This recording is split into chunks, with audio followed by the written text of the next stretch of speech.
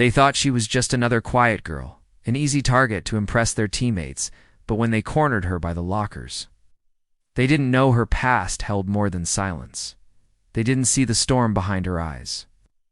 Until her knees shattered, their pride in their season. You're about to read the unforgettable story of one girl who took on the school's toughest bullies and rewrote the rules. Don't forget to subscribe for more adrenaline-pumping inspirational stories that will leave you breathless.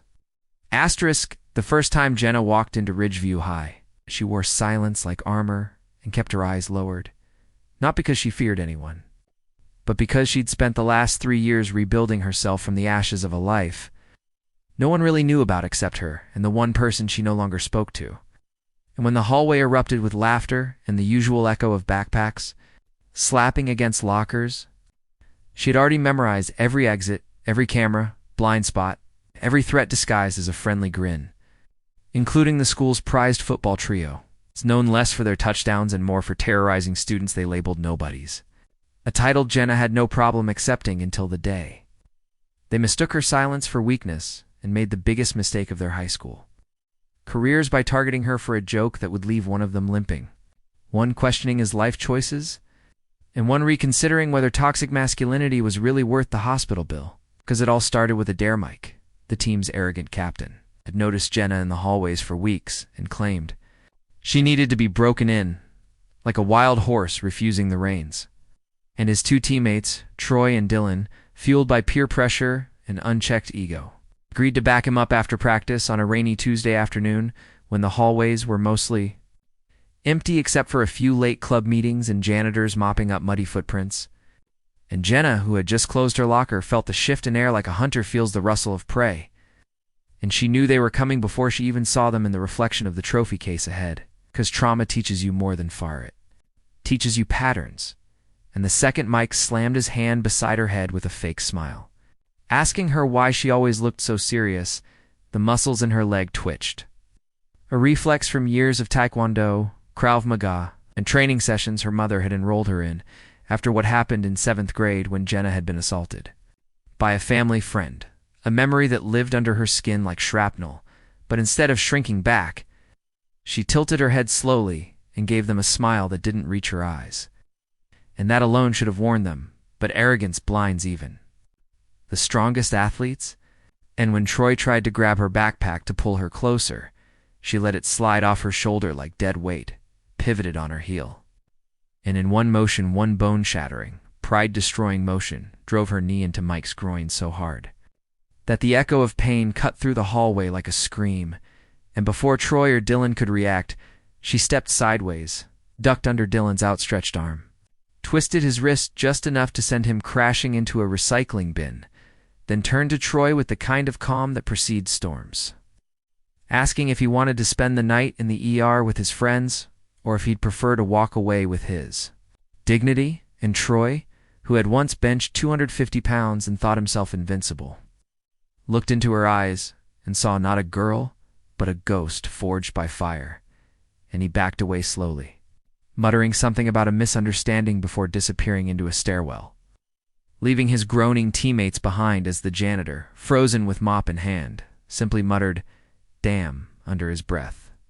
But the story didn't end there, because news at Ridgeview traveled faster than wildfire, and by morning, half the school was whispering about the girl who broke Mike, and while some laughed, others, mostly girls who had also endured locker-side tormental, looked at Jenna with something new in their eyes, respect.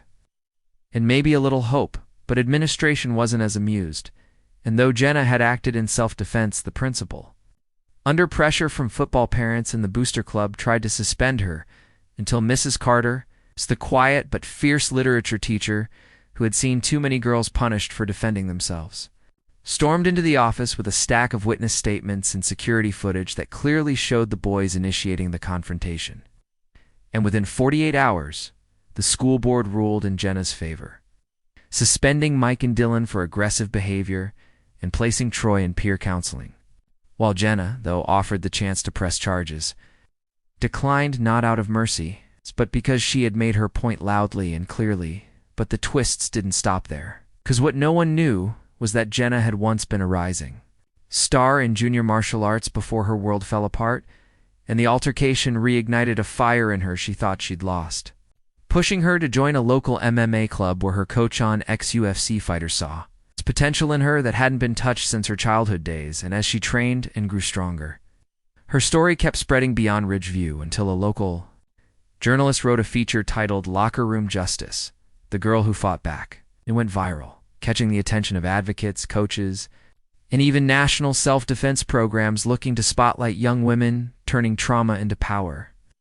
And while Jenna never asked for the spotlight, she used it wisely, speaking at schools, teaching workshops, and creating an anonymous hotline for students who felt unsafe in their own halls. But just when it seemed like the story had peaked, the final twist arrived. Mike, now recovering from his injuries and benched for the season, showed up at her gym 6 months later, not to confront her, but to ask if she'd teach him how to fight the right way, and though it took every ounce of her restraint not to laugh.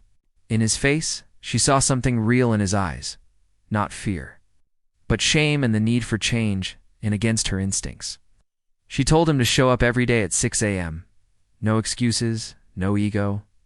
And when he did, day after day, she finally understood something powerful. Sometimes the strongest strike isn't the one that knocks someone down, but the one that wakes them up. And by the end of the year, Jenna had not only transformed her life, but transformed Ridgeview's culture, proving once and for all that silence isn't weakness.